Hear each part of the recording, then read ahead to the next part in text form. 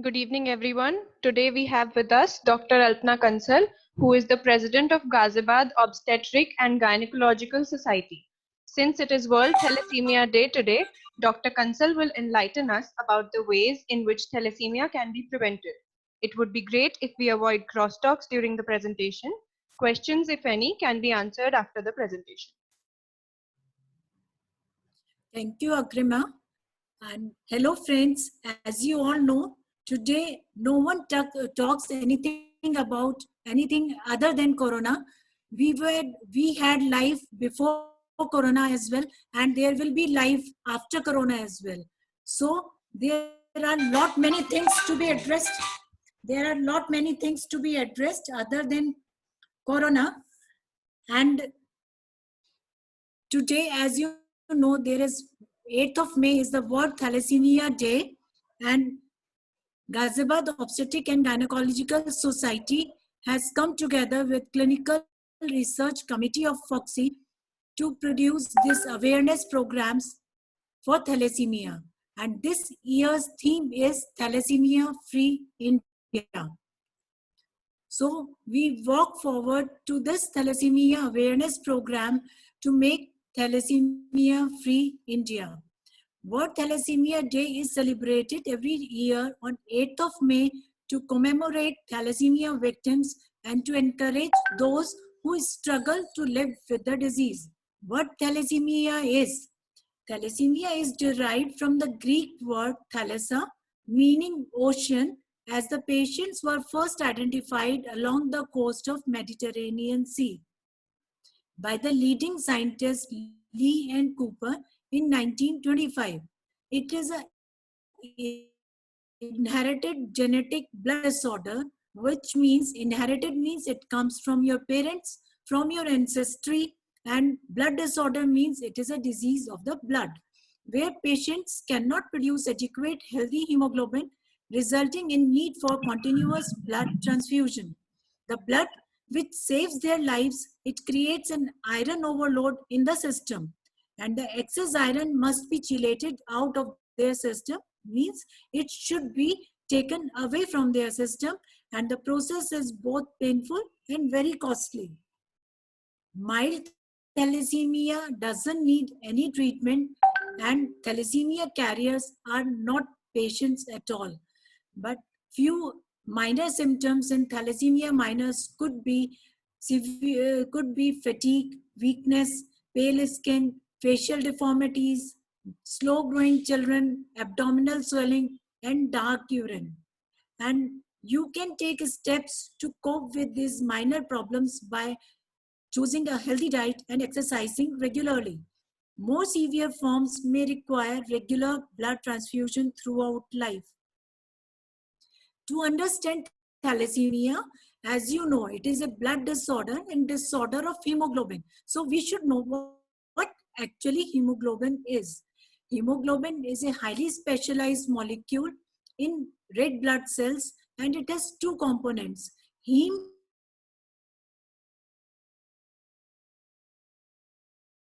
are 4 in number. The chains, globin chains, are identical to alpha chains and identical to beta chains. Heme is an iron porphyrin compound. Each chain contains heme in so-called heme pocket, and some 30 abnormal types of hemoglobin have been reported. So as you know, hemoglobin, there are various types of hemoglobin. We should know about the types of hemoglobin A, F, and A2. Hemoglobin A is the 97% hemoglobin present in adults. Hemoglobin F, it is at birth, it contains 2 alpha and 2 gamma chains, and newborns have 70 to 90% of hemoglobin F. By 1 year of age, it comes down to only less than 2%. And hemoglobin A2 is 2 alpha chains and 2 delta chains. Normal adult hemoglobin also has, normal adults also have hemoglobin A2 from 1.5 to less than 3.5%. High percentage of hemoglobin A2 indicates that you could be a thalassemia carrier or a trait. Since it is a hereditary disease. That means it has something to do with our genes. So, what are the genes responsible for our globin chains? Gene beta, gene for beta chain is located on chromosome 11, and gene for alpha chain is located on chromosome 16. Thalassemia is a group of disorders where there is manufacturing defect at the genes which synthesize globin. There are more than 200 mutations known to cause thalassemia all over the world. Decrease in alpha globin chains causes alpha thalassemia. Decrease in beta globin chains causes beta thalassemia. Thalassemia can range from minor, intermediate to major forms. Thalassemia, beta thalassemia major is a homozygous disorder with significant imbalance of alpha and beta globin chains, and it presents with severe anemia early in life. And these children, they require RBC blood transfusions throughout the life. The minor forms are asymptomatic or really they do not need any treatment, and intermediate is intermediate in between the two. A thalassemia child requires regular, every monthly filtrated red blood cell transfusions, and because of these transfusions, the iron overload in their body, they have to take iron chelation therapy in the form of desferoxamine, which is given as subcutaneous injections for 8 hours every day for 5 to 6 days a week to chelate the iron load in their body. So it brings a lot of physical suffering to these children and to their families. In 15 years of lifespan, a thalassemia child requires more than 250 units of packed red blood cells, more than 4,000 injections of desferoxamine, and more than 40,000 hours of needles in their body. So imagine the suffering they undergo. And apart from it, the financial burden is also there.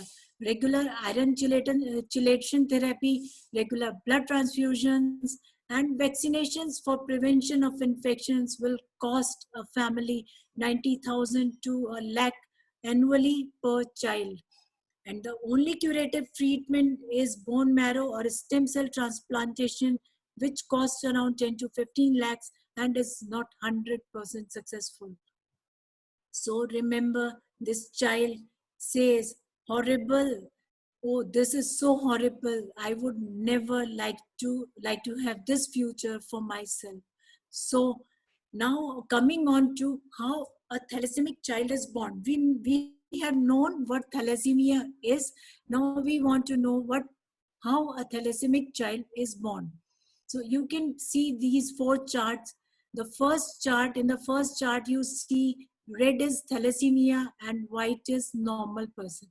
A thalassemic, if marries to a normal person, all the children will be carriers. None will be suffering from disease. A carrier, if marries a carrier, there are 25% chances of a child suffering from thalassemia major. And if a major, and if a major marries a major, all children would be thalassemia majors.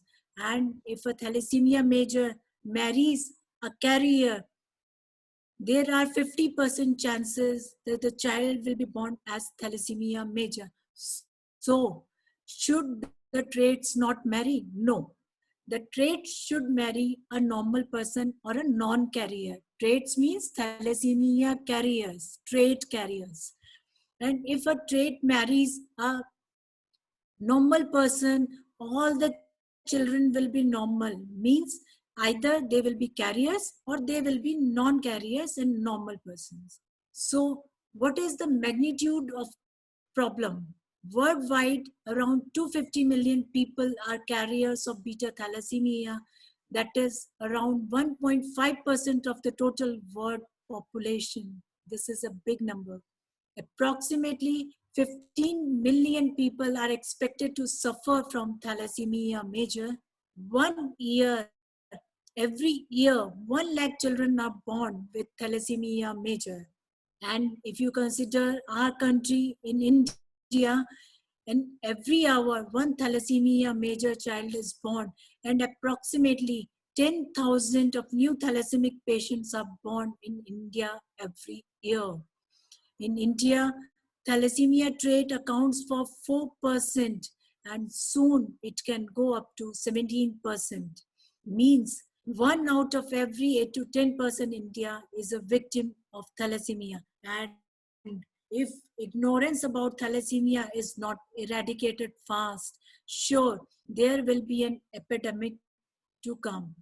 And if you consider beta thalassemia traits spread all over country, Punjab accounts for 6.5%, Gujarat 10 to 15%, Delhi 2.2 to 9.2%, Assam 5%, Gujarat 10 to 15%, and Kerala 0.6%.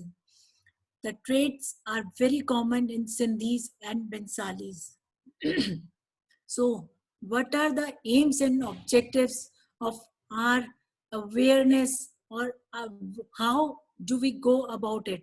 So, our aims are to diagnose thalassemia carrier status before pregnancy, if not before pregnancy, at least at conception, to reduce the incidence of thalassemia by genetic counseling, to prevent birth of a thalassemic major baby by prenatal diagnosis, and to set up centers for prevention, diagnosis, and management. So, what are the challenges for a thalassemia free India? They are multifold, like the arms of this octopus. Lack of screening, lack of education, social factors, lack of experts, lack of genetic centers, lack of fetal medicine centers, lack of national policy, and lack of funds. Carrier should not marry a carrier. So the take home message should be, carrier should not marry a carrier if unavoidable due to cultural and social reasons, or diagnosed to be carriers after marriage, then prenatal screening should be offered. For couples who undergo already have an affected child, are advised to have pre-implantation genetic diagnosis, which will avoid the psychological stress associated with termination of pregnancy. And lack of well-equipped labs and genetic centers should be paid heed to. Illiteracy is a big challenge for prevention of thalassemia, and that's why we should have more and more of awareness programs regarding this. Lack of prenatal screening, detection of carrier state seems to be a stigma to the life. Like, like we come across our patients who are thalassemia traits and ask them to check their children for thalassemia traits. They don't do this because the reason is they say, यार इसकी शादी कैसे होगी madam, कोई शादी नहीं करेगा if she is a carrier or if he is a carrier. So this stigma should not be there. Lack of preconception counseling due to lack of knowledge, late antenatal bookings and funds, and the fear factor for screening method, as I already told you. So now we come on to how do we identify the carrier. So the tests are very simple and very easy to be done. We all undergo complete blood count, which we call as CBC, sometime in life or the other, and a low MCV, that is mean corpuscular volume, less than 75, and MCH less than 25, indicates that it could be a thalassemia trait. Menser index, which is a magic figure, MCV upon total RBC. If it is less than 13, it points to a thalassemia carrier. And how to confirm it? There is hemoglobin electrophoresis is the gold standard screening test for hemoglobin A2 levels to diagnose thalassemic carriers. If hemoglobin level more than 3.5%, it means it could be a thalassemia carrier. And how to confirm? Then the confirmation is done by genetic analysis, that is DNA analysis. And now, as we know, we have diagnosed who is the carrier, so we come on to The next question is carrier should never marry a carrier. Instead of doing a Janam Kundli Milan, we should do a medical Kundli Milan. As you see depicted by this poster, medical Kundli Milan is not only for thalassemia traits, it is also for ABO incompatibility, infectious diseases like HIV, hepatitis B, syphilis, rubella, genetic disorders, diabetes, hypertension, anemia, obesity, and undernutrition. So we stick to thalassemia only. Look at this poster. Dhruv and Sonia are talking to each other. Dhruv says to Sonia, "Will you marry me?" Sonia says, "I am a thalassemic trait. You first do a simple blood test to test yourself for thalassemia." Dhruv says, "Why?" Sonia? Sonia says, "If you are also a thalassemia trait, then we can have a thalassemic baby." So, as responsible citizens, we should not be ignorant and we should be able to take decision whether we wish to feed our child with milk or blood. Now, if at all the traits they marry and or they do not know that they are traits before their marriage, so we have, though not simple but invasive tests to diagnose whether the child in the womb is a thalassemia carrier. The tests are chorionic villus biopsy. There are a simple test which take out the piece from the placenta of the child, and they are subjected to testing, genetic testing. It is done at 11 to 13 weeks of pregnancy.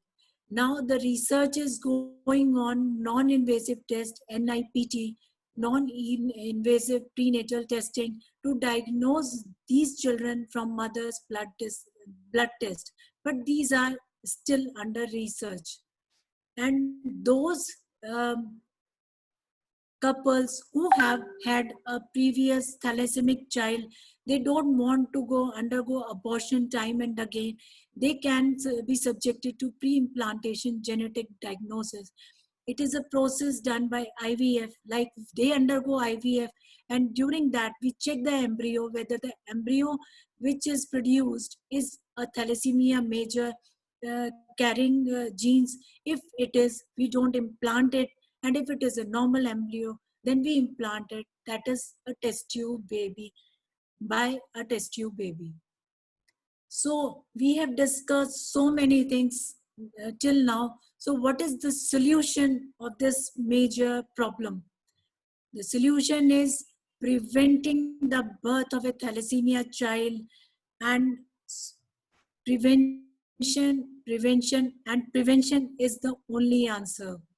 And this prevention we can take up as a teamwork by obstetrician, genetist, social workers, ultrasonologist, pathologist, pediatrician, and genetic counselors. Awareness programs for development of knowledge and attitude of the society, doctors, paramedical staff, counselors should give information regarding premarital counseling, prenatal diagnosis by pamphlets, videos, slides, slideshows, social media, conferences, seminars, and so on.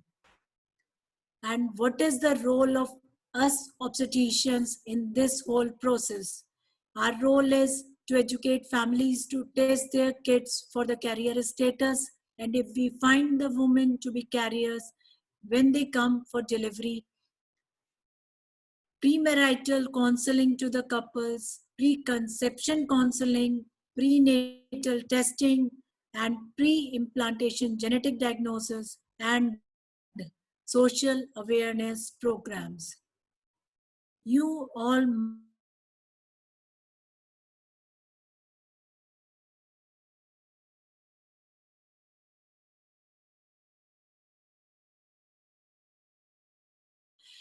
Amitabh Bachchan married to Jaya Bachchan, who is a non-carrier, and the children are non-carriers as well.